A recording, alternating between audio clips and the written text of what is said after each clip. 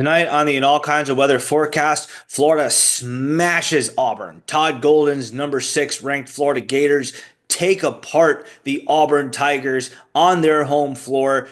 It is the best regular season victory in Florida Gators program history. We'll talk about it. We'll talk about what it means today on the In All Kinds of Weather forecast.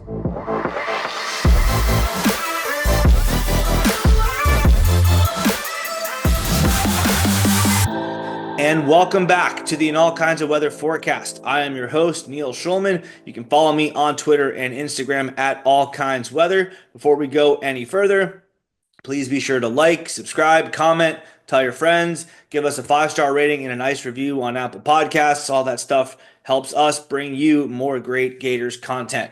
Also need to take a second to shout out our sponsor. And All Kinds of Weather Forecast is proudly sponsored by 401k Generation, the wealth management company that helps you invest today for your future tomorrow. Their team of advisors is committed to providing guidance and education for your 401k plan and its participants, and they also offer a range of enrollment solutions tailored to meet the unique needs of your company's 401k plan. Whether it's savings for your child's college, investment advice, or even your retirement, 401k Generation's team of advisors makes getting to know you their top priority. Their advisors will tailor a path to assist you in navigating life's financial milestones and reaching your financial goals. That is 401k Generation, building stronger futures, one generation at a time. For more information, contact them at 866-998-5879 or visit their website at 401kgeneration.com. All right, let's talk about it. We love 401k Generation. They've been great to us. This Florida basketball team has been great to us as well. As fans, we love watching the Gators dominate on the court/field. This team in particular has taken us all on a journey that I'm not going to say is unlike any other. The 2014 Gator basketball team went 36-3 and reached the Final Four. The 2011 team was loaded too, and two teams in between those also went to the Elite Eight. Obviously, the back-to-back national title teams of 2006 and 2007. The 2000 team under Billy Donovan, Billy the Kid, won the SEC and went all the way to the national title game with Udonis Haslem and Mike Miller when I was 6. So throughout my lifetime, the Gator basketball program has been successful. They have dominated for the most part under Billy Donovan. But what I want to caution fans against thinking that Florida basketball was a one-trick pony with Billy Donovan, that this is a one-coach program. And that's just not true. Lon Kruger coached Florida to a Final Four. Norm Sloan won the SEC at Florida. The program can be successful without Billy Donovan. They did have some success before him. Not a lot, but some. But just because we wasted 7 years with the mid-major Mike experiment here does not mean for a second that this program should not be competing for SEC titles and trips to the Final Four. This is not some desolate program that Billy Donovan made into something out of absolutely nowhere, and once he left, was doomed to slink back to mediocrity forever. It's just not the case. So the kind of talk about Todd Golden and what he's done with this program, needing to think about how this win over Auburn is the greatest thing ever, I'm not really a huge fan of, because it's not totally uncharted territory for Gator basketball as much as the Mike White fan club wants you to believe it is. Florida's been here before. I mean, not in terms of beating the number 1 team in the country on the road, but the Gators have been the apex predators of college basketball before. Pun not intended there. We've been the top dogs of the sport. We've won back-to-back titles. We've been to 5 Final Fours. We've earned the number 1 overall seed in the NCAA tournament 2 different times before. Florida basketball being really, really, really good and being national title contenders is nothing new. But having established that, it is true that Florida basketball did accomplish something for the first time on Saturday night. In fact, they accomplished a few different things by beating Auburn 90-81, and it wasn't nearly that close, by the way. Florida picked up its first ever road win on the floor of the number 1 team in the country as the road team.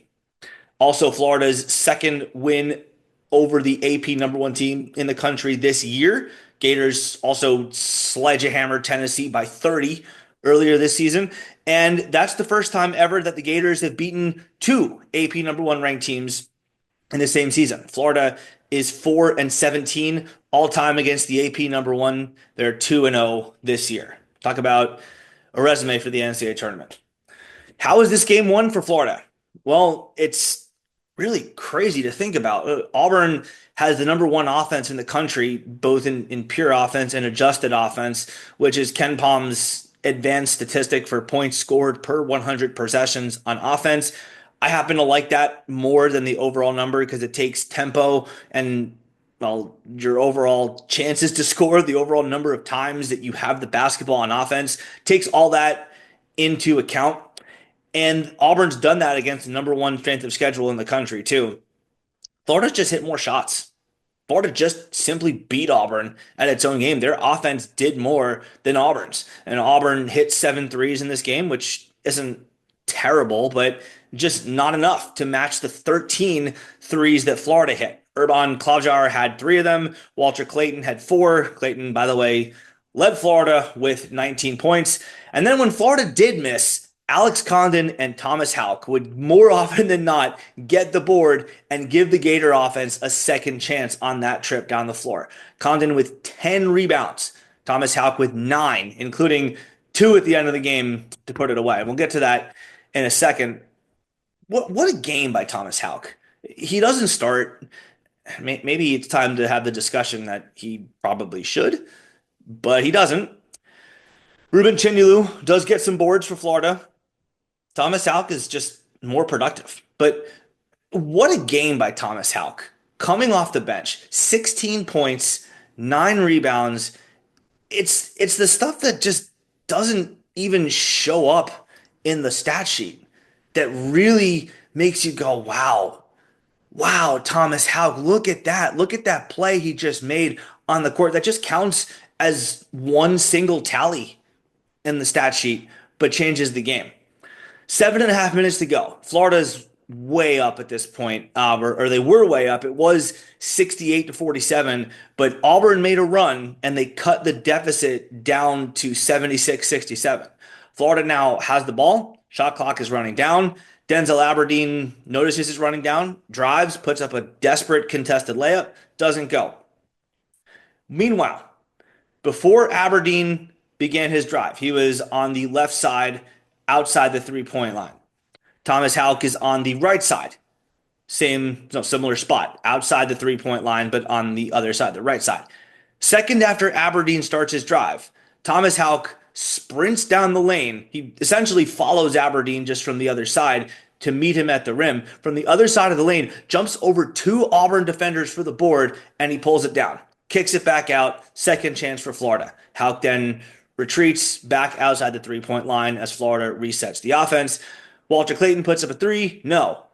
Thomas Houck again comes from outside the three-point line, zips through the lane, just right through the outside line of that navy blue paint Auburn has, just flies in there, up and over, not over the back, so to speak, for a foul, just over the Auburn defenders, and he volleyball spikes it outside to Aberdeen for a third chance. Mary Wise, by the way, happy retirement. Thank you for all you did for Gator volleyball. Mary Wise. Mary Wise had to be watching that and wishing that she'd recruited Houck to give her players some pointers. Ramad Al Hassan and the sisters, what were they? The Monserez sisters who ran through the Florida program, one after the next, after the next, after the next, after the next. Those volleyball stars for Florida would be applauding that. Ball gets kicked out to Aberdeen. Third chance for the offense. Auburn pays for it. It's a 3. Aberdeen hits this one. Back up to a 12-point lead. Auburn's momentum completely demolished. Then, with about 1:15 to go, Auburn's pretty much dead in the water at this point. But, Bruce Pearl's team, they're going to go down swinging. It's 88-78 Gators. Tahad Pettiford's got the ball for Auburn. He's driving, just desperately trying to get something. Maybe he can draw a foul. Refs sure liked calling those on Florida in this game. So Pettiford's probably thinking, all right, maybe I cut it down to 8 with 1:10 to go. I can get the call on top of it, cut it down from 8 to 7 with the clock stopped at about 1:10. And then who knows what happens? No, none of that's going to happen because Houck just takes the ball away. It did seem like Pettiford was maybe a little loose with the basketball, but Thomas Howe clearly stuck a paw out there, poked the ball away as Pettiford picked up his dribble and went up for the layup. Could not have been cleaner. All basketball. Clean strip. Florida sets up its offense one last time. Thomas Howe cuts, gets fed. Looks like Hauck is going up for a contested layup. Nope. Dishes to an open Hauck for the layup. Those are the final points Florida scored. It would be all they would need in their 90 to 81 victory, which is made all the more amazing by the way this game started out. Auburn started off this game looking very much like the 9.5 to 10 point favorite they came into the game at. It depends on what book you got. I saw 9.5, I saw 10, whatever. Auburn was a borderline double digit favorite in this game, is the point. And it looked like the game was going to play out that way. Did not look good for the Gators early. 15-5 Auburn right out of the gate. But Florida did not just roll over and die. Gators showed some life when, I mean, who else was it going to be? When, of course, it was Thomas Hauck, who sliced right through the lane and got fed for an easy layup. I think that was the point at which fans could kind of sense, all right, Florida might lose this game, but they're not going to go down swinging. It just feels like they're going to have something to say about this. But Will Richard got in foul trouble early. He had to sit.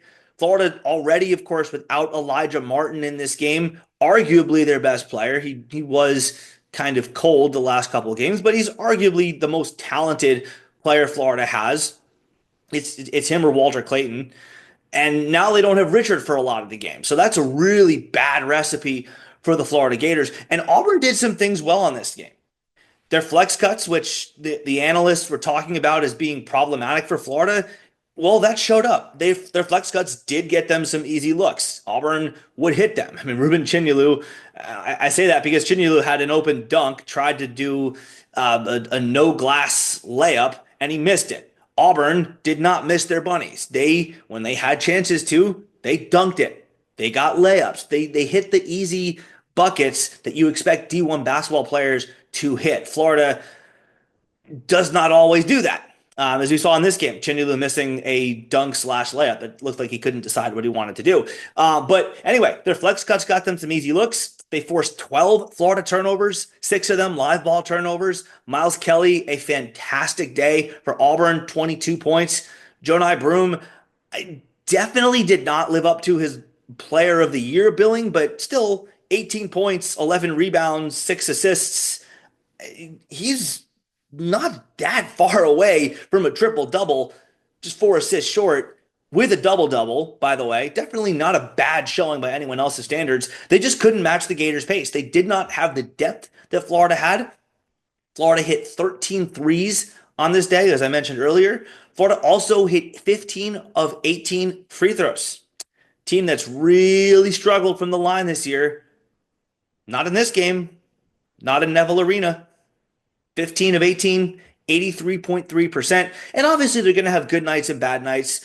And that goes for all kinds of shooting, whether you're talking about layups or threes or free throws.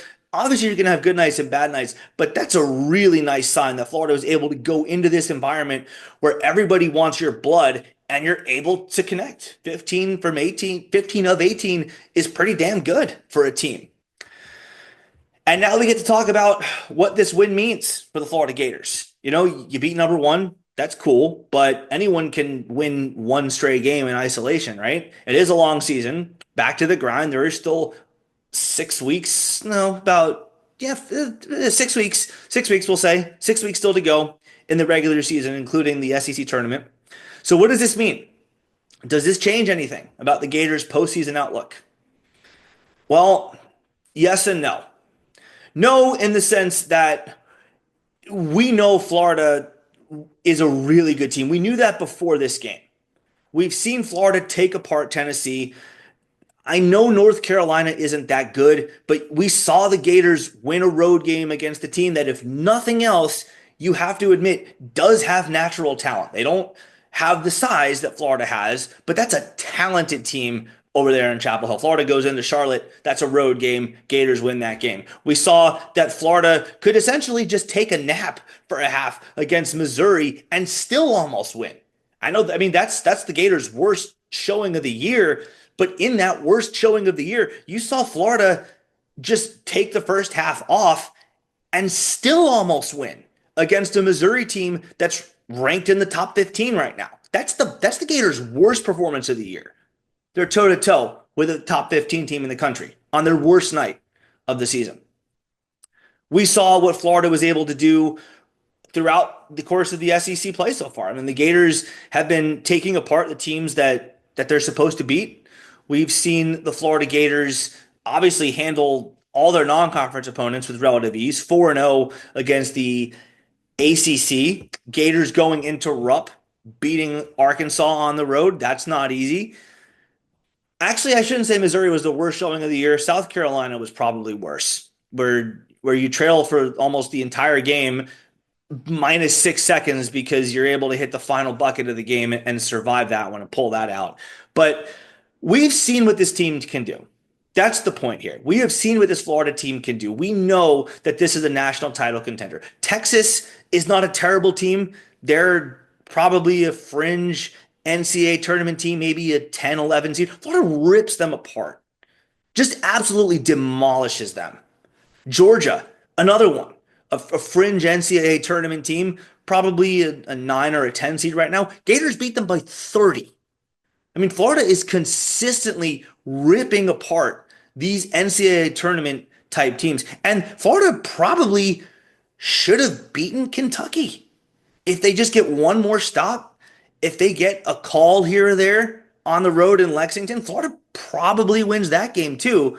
But we've seen enough from this team before this Auburn game to know fully well that this is a team that's fully capable of winning a national title. So in that sense, beating Auburn was cool. It's great. It's another data point that bolsters that idea that we had in our heads. It doesn't prove anything new. But in terms of the postseason outlook for Florida, it does kind of change things. And this is where we get into a game of geography a little bit. The sad thing is that the NCAA tournament sites are extremely unhelpful to Florida. In fact, most of the SEC is unhappy with the NCAA tournament sites. I took the liberty of drawing this little map on my phone. If we can all see it through the virtual background here, we can get a little understanding. So you see the dot, where Gainesville is. We all know where Gainesville is, obviously. Within that blue shape, there is not a single site. Not one. If you're listening on audio, the states of Florida, Georgia, Alabama, South Carolina, Tennessee, Missouri, Arkansas, Louisiana, Texas, and Oklahoma all do not have a single NCAA tournament site. Georgia does have Atlanta. They do have a regional, but for the first two rounds of the NCAA tournament, nothing. The most friendly possible location for Florida, the closest to Gainesville, Florida, is Raleigh. And that is about 8 hours away from Gainesville. Not a home game for Florida. I mean, the Gators were the road team in Charlotte, granted against North Carolina, but still, Florida showed up well for that game. They're not going to be the home team. They weren't the home team for that game in Charlotte. They will not be the home team in terms of fan split in the NCAA tournament in Raleigh. But that's the best option available. The next closest is Lexington, Kentucky, which is about 11 hours away. And now you have to realize, well, Florida's not even guaranteed those spots because Florida's going to have to be fighting with Tennessee, Alabama, Auburn, and Duke for those locations. Of course, again, neither of those locations are ideal, but if the Gators don't get Raleigh, they could wind up in a very bad spot where, let's say Florida is the regional number 1 seed, and let's say that they're shipped off to Lexington and they're in a 1, 8, 9, 16 pod, or they're a 2 seed and they're shipped off to Lexington, and the Gators are in a 2, 7, 10, 15 pod where you've got Illinois as the 7 seed and West Virginia as the 10 seed. Gators, of course, will easily handle their first round opponent. I don't think the Gators are going to be ripe for an upset this year. I think the Gators are just too big and they're too deep to imagine that. But let's say the Gators win that game and get to the round of 32. Now they have to play Illinois or West Virginia in Lexington, Kentucky. That's a road game. That is a bona fide away game for Florida. Go, pull the map back up. That is as bad of a geographic situation as you could possibly have. I mean, that's just awful. You got Lexington right there. You got West Virginia over here, right here. You got Illinois up here. There's Lexington. And Florida is going to have a lot farther to travel. Not ideal. That's just not what you want as a number one or even a number two seed in the regional. You really don't want to have a road game like that. That's the situation. Now, if you're looking at who's going to want to go where, Florida's obviously going for Raleigh. Duke obviously has their eyes on that side as well. They did just lose to Clemson, but they're still looking good for a one or two seed, so they'll probably get preferential location. Tennessee, Alabama, and Auburn would not mind Raleigh. They probably prefer Lexington because it's closer to them than Raleigh, but only two of them can get it. The third definitely would not mind Raleigh. And the next closest site to any of them is probably Cleveland, Ohio. Tennessee definitely would not mind that. That's only about 6.5 hours away from Knoxville. But that does Alabama and Auburn no good for the same reason that Lexington does Florida no good. I mean, Alabama and Auburn are going to show up, but they're going to be the road team. And that is absolutely horrendous for Florida. I mean, just think about that. Can you imagine if Florida is shipped off to Cleveland and they're in a pod with a Midwest team there, like in Ohio State or Louisville or Michigan? God, we've seen enough of those guys. Or West Virginia or Illinois. Not good. And I think the Gators have earned the right to avoid that situation. But again, it just comes down to which teams are going to be sent out where, and that's not in Florida's control. The more games Florida wins, though, the more it is in their control, the likelier they are to get Raleigh, which is as good as it can possibly get. You probably are not going to have to deal with a true road environment there.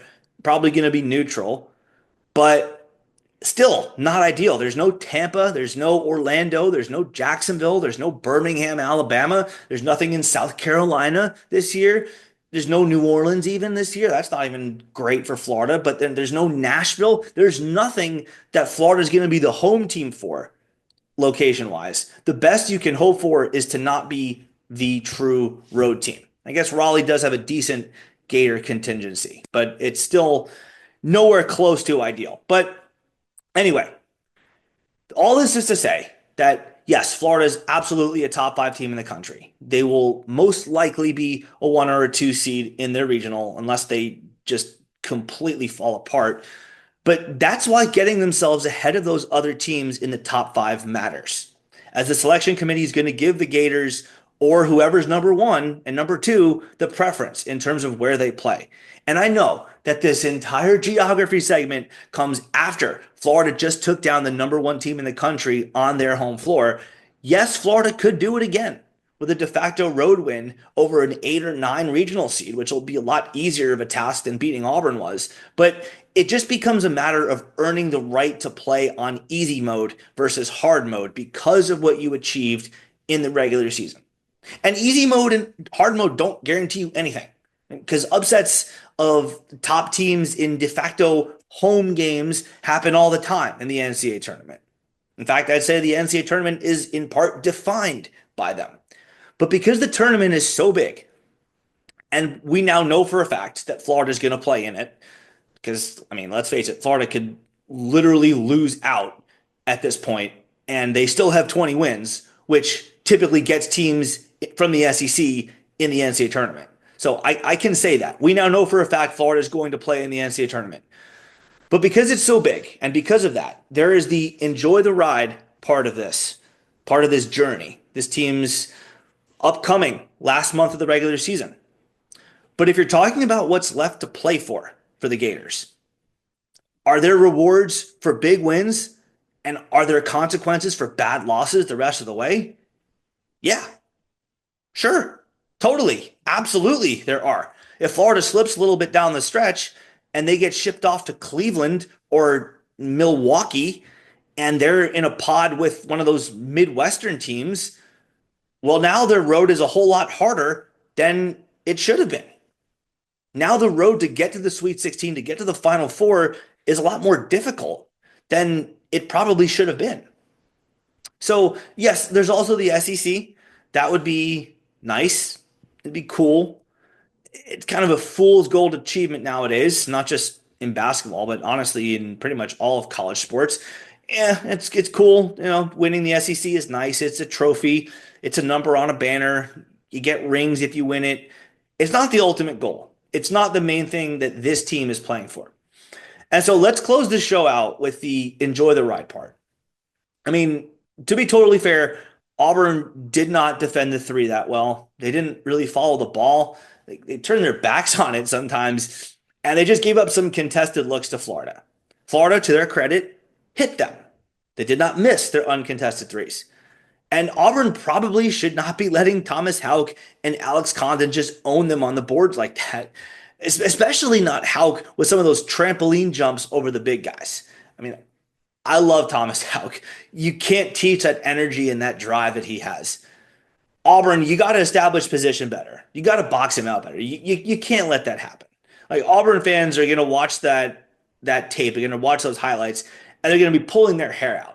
Like how you let how Dylan Cardwell and Janai Broom just let Thomas Houck own them on the boards like that. From their perspective, that should never happen.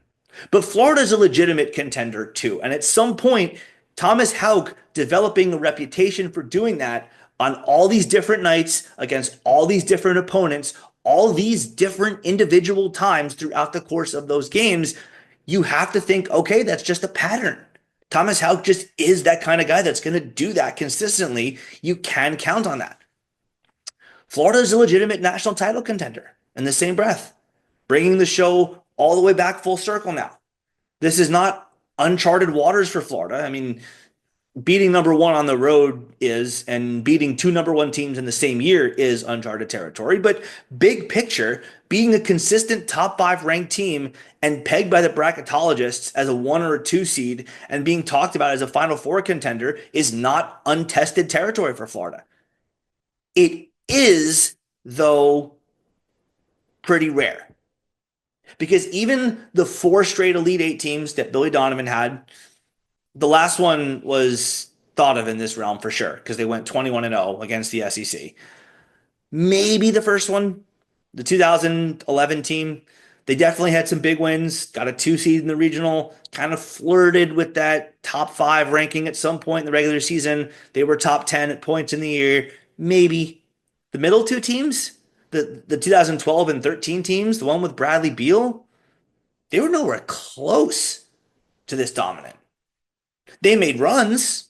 They had some big wins throughout the season. Sure. They were never thought of as top 5 teams in the country. They were never thought of throughout the course of the regular season as a legitimate Final Four contender. Dark horse, maybe. Sure. They have talent. They can get hot. Bradley Beal is one of the most talented players to ever come through the University of Florida. So, yeah, it was possible. Never thought of in that same realm as the 14 team or even the 11 team, not to mention the back-to-back teams of 06 and 07. So while this team's dominance is not exactly unique, it is special. This kind of team is not once in a lifetime or once in a generation. It is a once in a decade or so type of team. So we have to enjoy it because the depth that this team has, the way that the Gators can rotate 8 guys in and out with relatively little drop off.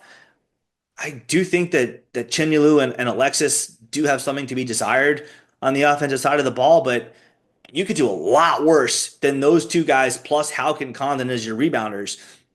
I mean, Walter Clayton is Walter Clayton. You don't need to say a whole lot more. He's just great. I mean, Will Richard, we knew he could shoot. We saw that last year. Now he's learned how to drive. He's learned how to move without the ball. He's learned how to play defense. Denzel Aberdeen, I mean, we saw what he could do last year against Texas A&M and Nashville. He's now a somewhat reliable source of points as well.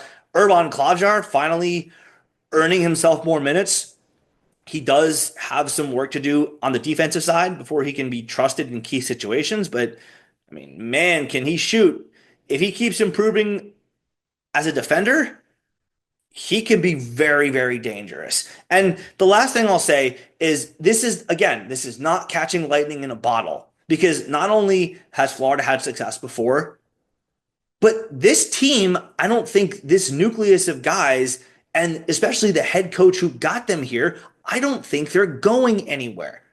There are rumors that in North Carolina or Indiana may try to fire their coaches and attempt to poach Todd Golden. I personally do not buy it. I guess I guess after seeing what Jim Schlossnagle did in baseball going from Texas A&M to Texas, I guess anything is possible. I don't buy it. Golden's paid $4 million a year here. And if there's one thing that Scott Strickland does well, it is hand out extensions to every coach within a 10-mile radius, which when they don't deserve it is a major league problem, but tends to work out quite well when they do. And it makes you feel a little safer when they do the way that Todd Golden does. So Florida should have a great team again next year. They'll have to replace a bunch, but they will also get Micah Hanlogton back. Alex Condon and Thomas Houck will be back. They'll have to replace a lot of their guards, but they'll get Aberdeen and Urban Klausar back. You think that those guys are going to step into bigger roles nicely. You'd also figure that the 7'9" Olivier Rowe will be a lot more game ready than he was this year. I mean, that's why he's not playing this year. He's just getting SEC ready. So next year, you think he will be. And you know Golden's going to go portal for another guard or two or three. So don't be of the mindset that this is a one-shot deal, that Florida is going to be a flash in the pan this year and then not do anything ever again under Todd Golden. It's possible. Nothing in life is guaranteed. Florida could fall off the table next year. Doesn't look like that's going to be the case. So because of that, because we don't know that, life can change in the snap of a finger. We think the Gators are set for the future. We think that Todd Golden's going to be here for a while. We think that Todd Golden is going to be the next elite coach that the Florida Gators have. We don't know that. We don't know what the future holds. We do know that this current team is absolutely loaded and a legitimate national title contender. And we know that this team is the best chance that the Gator basketball program has to add some hardware to the trophy case in over a decade. So having just said what I said about the future being bright, let's cherish this team while we have it. That's our show. If you enjoyed, please like and subscribe. Give us a 5-star rating and a nice review on Apple Podcasts. Of course, that always helps us bring you more great Florida Gators content. We will be back with more shows coming up soon. Until then, y'all, Gator baseball is coming up. Gator softball is already off to a great start, and this Gator basketball program is looking special. So until next time, y'all, go Gators in all kinds of weather. We'll all stick together for FLORIDA.